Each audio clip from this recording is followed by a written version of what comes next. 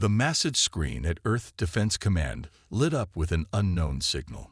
It was Tuesday morning, and Admiral James Thompson had just started his second cup of coffee when the alert came in.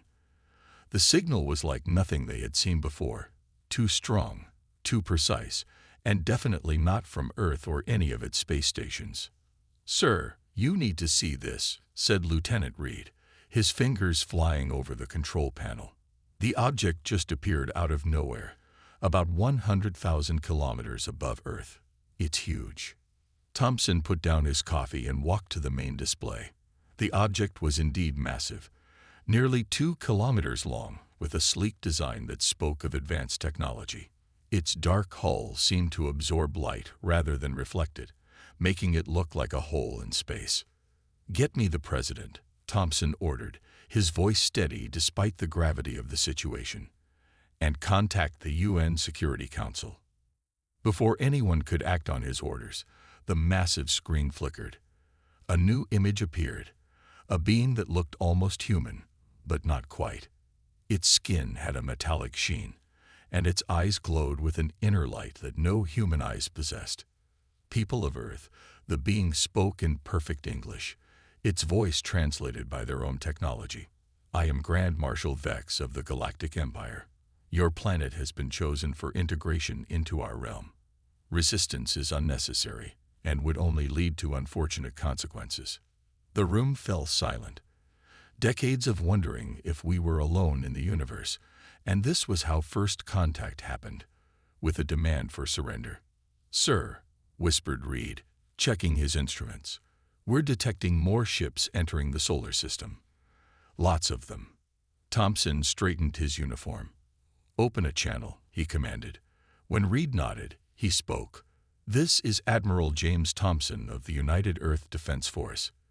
We receive your message and request time to consult with our world's leaders." The alien's laugh was cold. "You have 6 Earth hours to prepare your surrender ceremonies. We are being generous. Most species receive only 1 hour." The transmission cut off, leaving the command center in tense silence. "Get everyone," Thompson said quietly. "Everyone who matters. Scientists, military leaders, politicians. I want them all in the UN emergency chamber within the hour." The next 5 hours were a blur of activity. Representatives from every major nation gathered in New York. The UN chamber buzzed with voices speaking dozens of languages, all trying to make sense of what was happening. Dr. Robert Miller, head of Earth's Quantum Research Division, stood before the assembly. "There's something odd about their technology," he said, pointing to the readings they'd gathered. "Their ships emit quantum signatures unlike anything we've seen. It's advanced, yes, but it's also rigid, standardized, like they stopped innovating once they found something that worked." General Maria Torres stepped forward. "What are you suggesting, Doctor?" Miller's eyes gleamed. "I'm suggesting they might not be as unbeatable as they think. Their technology follows strict patterns we might be able to disrupt." Thompson listened carefully. Humanity had always been good at finding ways to overcome seemingly superior forces. Maybe this time would be no different. The Grand Marshal's image appeared again, this time on every screen on Earth. "Your time grows short," he announced. "We detect your gatherings. Your primitive attempts at planning defense are amusing but futile. The Empire has integrated thousands of worlds. Your technology is nothing compared to ours." Thompson looked at Miller, who was frantically analyzing data on his tablet. The scientist looked up and nodded slowly, a small smile forming on his face. "Sir," Miller said quietly, "I think we found their weakness, but we'll need every quantum research facility on Earth working together to have a chance." Thompson turned to the assembly. "Ladies and gentlemen, we have 1 hour to decide. Do we surrender to become another conquered world, or do we show them why humans are known for doing the impossible?" The room erupted in determined voices. Earth was going to fight back, and the Empire had no idea what they were about to face. As the delegates rushed to their tasks, Thompson looked at the alien ships visible through the chamber's massive windows. They hung in the sky like dark stars, threatening and powerful. But for the first time since they appeared, he felt a glimmer of hope. The Empire thought they were dealing with simple primitives. They were about to learn just how wrong they were. Dr. Miller's laboratory was a maze of humming machines and blinking lights. He hadn't slept in 20 hours, but his eyes were bright with excitement as he showed Admiral Thompson and General Torres his findings. "Look at this," he said, pointing to a complex diagram on his main screen. "Every single one of their ships uses the same quantum frequency for their shields and weapons. It's like they're all running on the same operating system with no variation." Thompson leaned closer to the screen. "And that's bad for them." "Very bad," Miller smiled. 3 months ago, we discovered something interesting about quantum fields. When they're too uniform, they become vulnerable to disruption. It's like, imagine a massive army all marching in perfect step across a bridge. The synchronized movement can make the whole bridge collapse. General Torres crossed her arms. "And you think we can make their systems collapse?" "We already have the technology," Miller said, walking to a small device in the corner of his lab. It was about the size of a microwave, with a simple antenna on top. "We developed this for our quantum communication experiments. With some modifications, we can turn it into a disruption field generator." "How many can you make?" Thompson asked. "That's the best part," Miller grinned. "The design is simple. Every major research facility on Earth can build these within hours. And if we link them together," he paused for effect, "we can create a planet-wide disruption field." The next few hours were a whirlwind of activity. Military planes carried Miller's designs to research centers across the globe.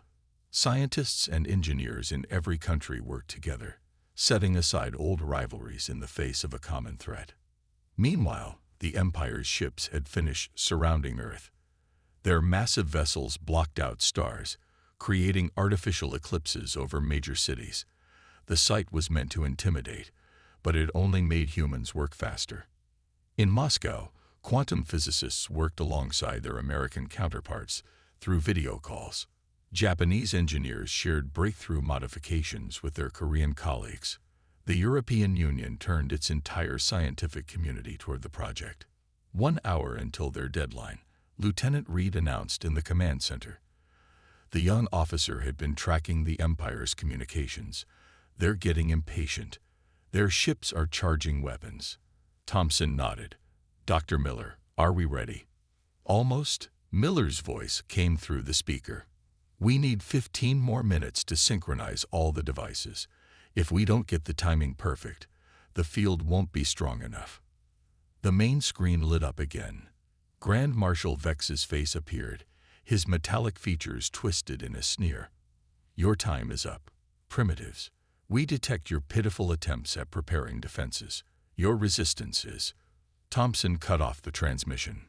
"We don't need to hear that again. Focus on the devices." 14 minutes later, Miller rushed into the command center. His lab coat was wrinkled, and his hair was a mess, but his eyes shone with triumph. "We're ready. Every device is in place and synchronized. 217 quantum disruption generators, all linked together." "Will it work?" Torres asked. "Only one way to find out," Miller replied. He placed a laptop on the main console and opened a simple program. "When I activate this, it'll create a quantum disruption field around the entire planet. Their shields should fail instantly." The Empire's ships were moving into attack position. Their weapons glowed with building energy, preparing to strike. Thompson looked at the assembled leaders on various screens around the room. Everyone nodded. "Do it," he ordered. Miller pressed a key. For a moment, nothing seemed to happen. Then Lieutenant Reed's console lit up with alerts. "Sir," Reed exclaimed, "the Empire ships, their shield harmonics are fluctuating. They're losing power." Through the command center's windows, they could see one of the massive ships. Its smooth hull was now covered in flickering energy patterns, like lightning running across its surface. "Send the message," Thompson ordered. On every frequency, in every language Earth knew, they'd broadcast their warning.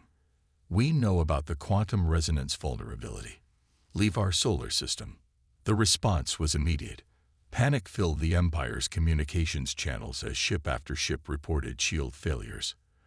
Their perfect, standardized technology was becoming their greatest weakness.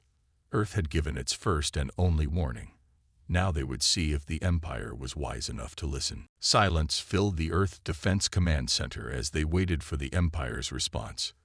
The massive alien ships hung in space, their once smooth energy fields now rippling with unstable patterns. Lieutenant Reed's monitors showed countless emergency signals being transmitted between the Empire vessels. "They're trying to stabilize their shields," Reed reported, watching the data scroll across his screen. "But every time they adjust the frequency, our disruption field adapts. Dr. Miller's system is working perfectly."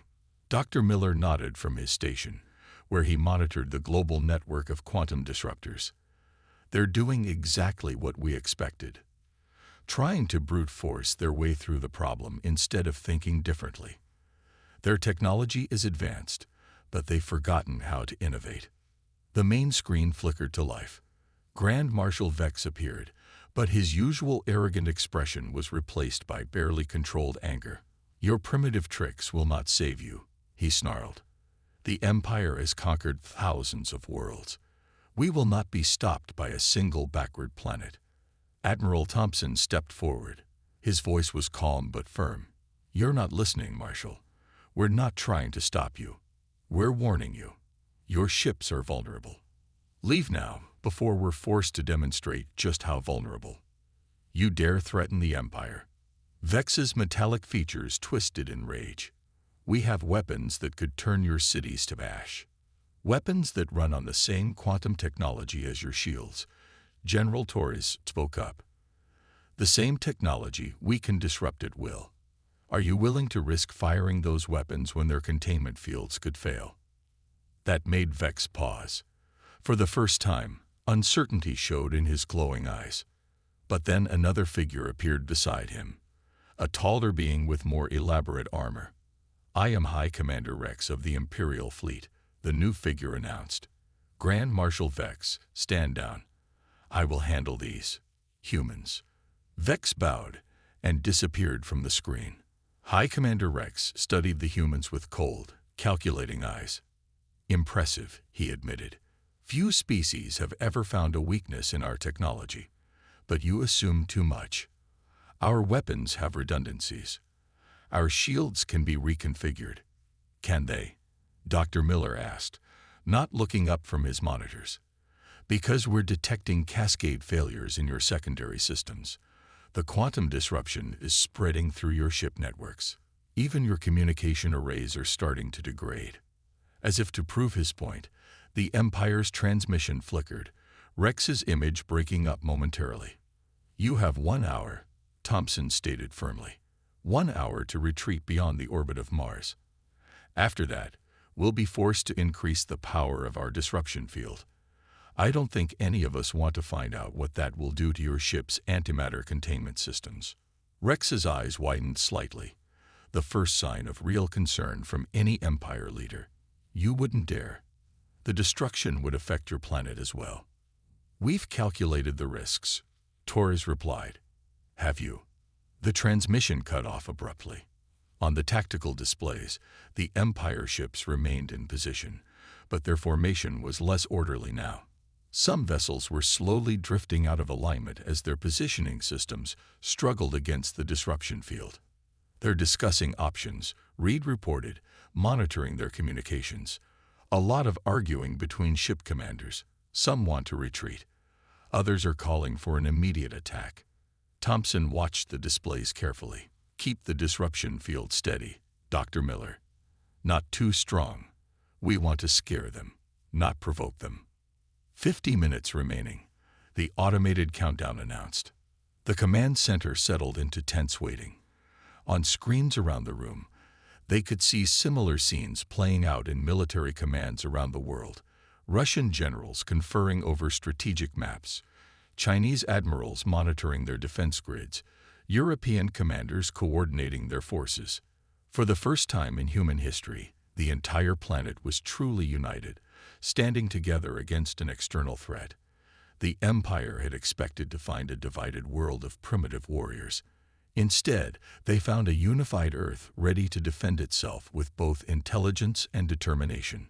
The question now was, would the Empire recognize their mistake in time, or would pride drive them to test humanity's warning? With 15 minutes remaining on Earth's ultimatum, the Empire made its first move. A single ship broke formation, moving toward the moon where humanity's largest off-world base was located. "They're testing us," General Torres said, watching the vessels approach, "trying to see if our threat is real." Admiral Thompson nodded grimly. "Dr. Miller, can you focus the disruption field on that single ship without affecting the others?" "Already done," Miller replied, his fingers dancing across his control panel.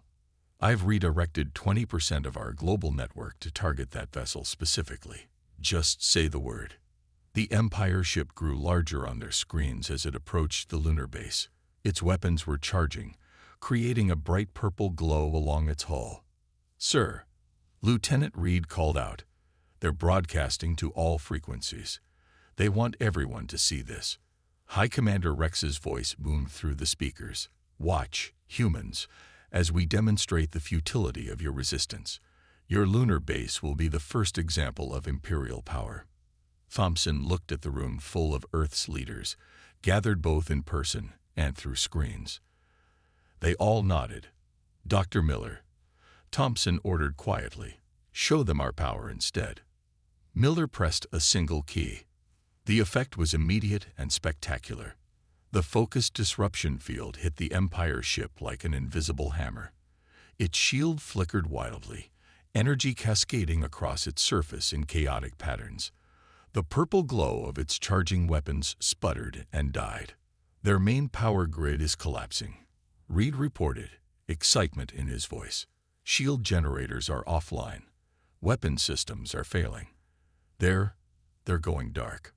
On the main screen, they watched as the mighty Empire vessel's lights flickered out section by section.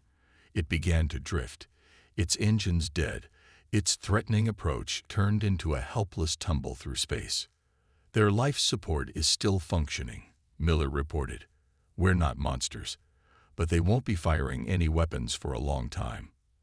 The command center erupted in cheers, quickly silenced by Thompson's raised hand. "Send rescue ships," he ordered. "Show them that humans know how to be merciful." The Empire's communication channels exploded with chatter. Ship commanders were arguing openly now, their disciplined protocol forgotten in the face of this unprecedented situation. "Multiple ships are powering down their weapons," Reed announced. 5, no, 8 vessels are turning around. They're retreating past Mars orbit. But High Commander Rex wasn't finished. His image appeared again, his metallic features twisted with rage. "This is impossible. Our technology is superior. We will not be humiliated by primitives. Your technology is advanced." Miller spoke up, surprising everyone. "But you've stopped understanding how it works. You just copy and paste the same designs across your whole fleet. That's not superiority. That's stagnation." "Silence," Rex roared. "All ships, prepare for full attack." "We will." His transmission cut off abruptly. On their tactical display, they saw why. His command ship's communications array had just failed, another victim of the disruption field. "Sir," Reed called out, "the disabled ship's crew is sending out a distress call. They're requesting asylum. They say they have technical data about the Empire's weaknesses." Thompson smiled. "Send our rescue ships. And make sure Dr. Miller is there to greet our guests. I'm sure they'll have fascinating discussions about quantum physics." The rest of the Empire fleet was in chaos. More ships were turning away, their commanders unwilling to risk the same fate as the demonstration vessel. Others held position, waiting for orders from a command ship that could no longer communicate. Earth's warning had been delivered, not just in words, but in undeniable action. The Empire's air of invincibility had been shattered, and with it, their best chance of conquering Earth.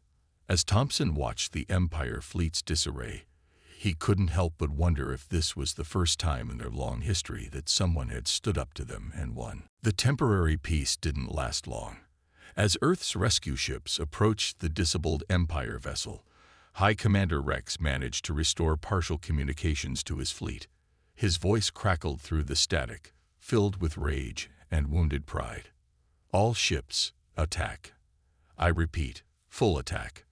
The Empire does not retreat from primitives." Lieutenant Reed's monitors exploded with warning signals. "Sir, 75% of their remaining fleet is moving into attack formation. They're charging all weapons." Admiral Thompson's voice remained steady. "Dr. Miller, status of the defense network." "Ready and waiting," Miller replied, his hands hovering over his controls. "But sir, if they all fire at once, the quantum backlash could destroy their ships completely. Their weapons will overload." "Try to warn them again," Thompson ordered. But the Empire ships were done listening. They advanced in a massive wave, their hulls glowing with building energy. Some vessels were already showing signs of shield instability, but they pressed forward anyway. "They would rather die than admit defeat," General Torres said quietly. High Commander Rex's face appeared on their screen one last time. Static made his image flicker, but his words were clear. "If we cannot have Earth, we will burn it.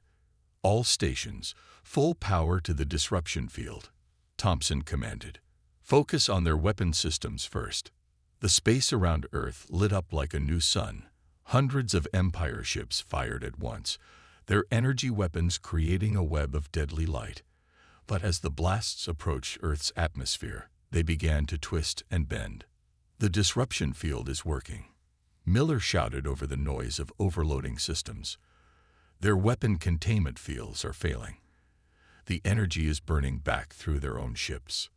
Through the command center's windows, they watched as Empire ships began to break apart. The same massive energy they had meant to use against Earth was now tearing through their own vessels. Those ships that tried to power down their weapons found their systems locked in overload, victims of their own rigid, unchangeable technology. "Incoming transmission," Reed announced. "It's from the Empire's secondary command ship." A new face appeared on their screen, an Empire officer they hadn't seen before. "Stop. Please stop. We surrender. Tell us how to shut down our weapons." Thompson looked at Miller, who nodded. "Cut power to your main quantum core," Miller instructed. "It's the only way to break the feedback loop." Across the fleet, Empire ships began to go dark as their crews desperately tried to power down. Some managed it in time. Others exploded in silent bursts of light, their quantum cores overloading completely. High Commander Rex's flagship was the last to fall. They watched as the massive vessel's weapons turned inward, its own energy eating through its hull, until the ship split apart in a final devastating explosion.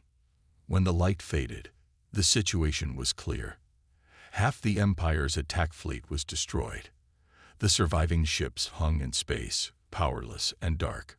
Earth's first major space battle had ended in victory, though Thompson took no joy in the massive loss of life. "Send medical ships to help the survivors," he ordered. "And get me the Empire's next highest-ranking officer. We need to discuss terms." Lieutenant Reed worked at his console. "Sir, you should see this. Our long-range sensors are picking up massive fleet movements from other alien civilizations. They're moving away from Earth, all of them." Dr. Miller smiled. "They just watched a primitive world defeat the undefeatable Empire. I'd be careful around Earth, too." As rescue operations began, Thompson looked at the debris field that had once been the Empire's mighty fleet. They had tried to bully the wrong planet, and in doing so, they had revealed something important to the galaxy. Humanity was not to be underestimated. The warning had been given. The demonstration had been made. Now the galaxy would have to deal with a new power, one that had earned its place among the stars not through conquest, but through defense of its freedom. The day after the Great Battle, Earth's command center was busy with a different kind of activity. Dr. Miller and his team worked alongside Empire engineers who had surrendered, learning about their technology while sharing their own knowledge. "It's fascinating," Miller told Admiral Thompson during their morning briefing. "Their quantum technology is incredibly advanced, but they don't understand half of how it works. They just follow instruction manuals that are centuries old." Thompson watched through the command center's window as rescue ships continued helping damaged Empire vessels. "Can we use any of their technology?" "Better than that," Miller grinned, pulling up a diagram on his tablet. "We can improve it. The Empire engineers are amazed by our ideas. Some of them haven't had a new idea in decades. It wasn't allowed." Lieutenant Reed interrupted with urgent news. "Sir, we're detecting new Empire ships entering the solar system. A lot of them." The room tensed, but these ships were different. They moved cautiously, keeping their weapons powered down. Their lead vessel transmitted a clear message. "Earth Command, this is Admiral Mark of the Empire Reform Fleet. We request permission to approach and negotiate." Thompson shared a look with General Torres. "Reform Fleet. News travels fast," Torres said. "Looks like we're not the only ones who were tired of the old Empire's ways." They granted permission for a single ship to approach. Admiral Mark was different from the previous Empire leaders.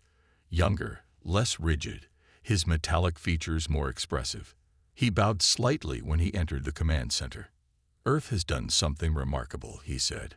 "You've shown us that our greatest strength had become our greatest weakness. Many of us have waited centuries for this moment."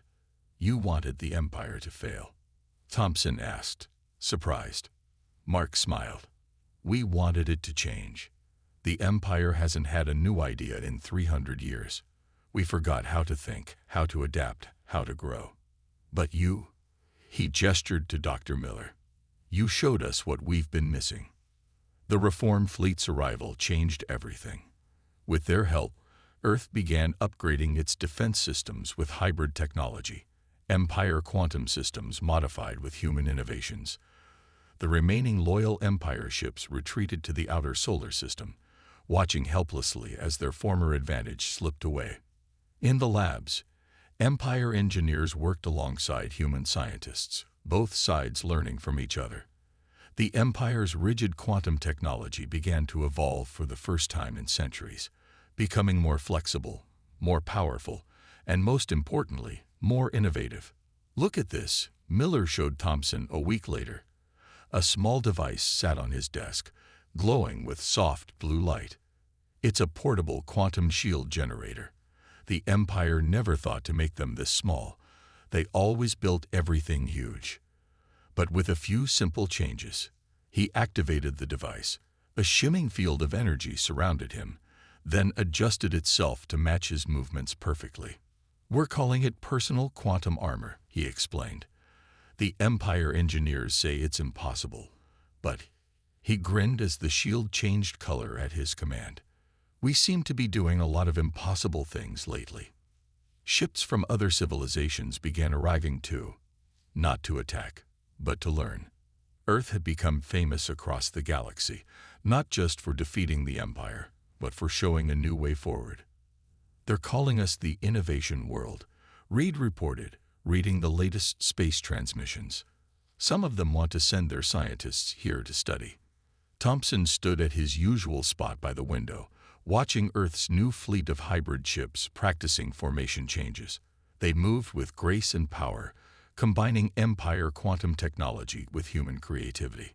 "The Empire thought they were coming to conquer a primitive world," he said quietly. "Instead, they found teachers."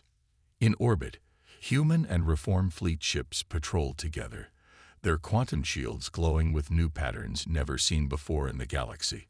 Earth wasn't just defending itself anymore. It was leading the way into a new era of technological advancement. The old Empire's failure had become humanity's greatest opportunity to shine. 1 month after the Empire's failed invasion, Earth had changed in ways no one could have predicted. The night sky glowed with the lights of friendly ships from dozens of civilizations, all there to learn and trade with humanity. Admiral Thompson stood in the new Galactic Exchange Center, built where the old UN building once stood. The massive hall was filled with beings from across the galaxy, all watching as Dr. Miller demonstrated Earth's latest innovation. By combining our understanding of quantum physics with Empire technology, Miller explained to the crowd, "We've created something entirely new." He held up what looked like a simple glass ball. "We call it the Universal Translator Matrix. It doesn't just translate words, it translates ideas." The alien delegates murmured in amazement as Miller activated the device. Suddenly, everyone in the room could understand each other perfectly, not just words, but concepts and cultural references too. "This is impossible," an alien scientist said, their crystalline form shimmering with excitement. The Empire said perfect translation could never be achieved. The Empire said a lot of things were impossible. Lieutenant Reed replied from his new post as Earth's Alien Relations Officer. That's why they stopped trying. In orbit, the reformed Fleet Admiral Mark was conducting joint training exercises with Earth's new defense force. Their ships moved in perfect harmony, displaying maneuvers that combined Empire precision with human creativity. The remaining Loyalist Empire forces have retreated beyond the Kuiper Belt, General Torres reported during the evening briefing. "Our long-range sensors show they're trying to modify their ships to resist our quantum disruption field." "Let them try," Miller said confidently. "We're already 3 generations ahead of that technology now. The reformed fleet engineers helped us understand things that the Empire had forgotten centuries ago." Thompson nodded, but his mind was on bigger concerns. What about the other threats out there? The Empire can't be the only aggressive force in the galaxy. "That's the best part," Reed said, pulling up a galactic map. Thousands of points of light showed friendly civilizations that had contacted Earth in the past month. Everyone saw what happened here. They saw a primitive world defeat the Empire not through superior firepower, but through innovation and understanding. "We're getting requests for alliances every day." The map showed trade routes being established, scientific missions being planned, and cultural exchanges beginning. Earth had gone from an isolated world to a galactic hub in just a few weeks. "The Empire's biggest mistake," Torres said with a smile, "was thinking that being primitive meant being stupid. They never understood that new civilizations can think in new ways." In Miller's lab, human and alien scientists worked together, combining technologies and ideas that had never been connected before. Every day brought new breakthroughs, new understandings, and new possibilities. "We're calling it the Great Exchange," Miller told Thompson as they watched a group of scientists test a new form of faster-than-light travel. "Every civilization has something to teach and something to learn. Even the reformed fleet is rediscovering knowledge they lost generations ago." Outside, the sun was setting over New York, its light reflecting off the quantum shields that now protected every major city on Earth. The shields weren't just for defense anymore. They also cleaned the air, helped regulate weather, and provided free energy to millions. "Send a message to all Earth colonies and allies," Thompson ordered. "Tell them what we learned from all this. The greatest strength isn't in having the most advanced technology. It's in never stopping learning, never stopping thinking, and never being afraid to try new ideas." As night fell over Earth, the sky lit up with the lights of friendly ships and new possibilities. Humanity had faced its greatest challenge and emerged not just victorious, but transformed. They had given their one warning to the galaxy, and in return the galaxy had given them a future brighter than anyone could have imagined. The Empire had wanted to conquer Earth. Instead, they had freed humanity to reach its true potential among the stars.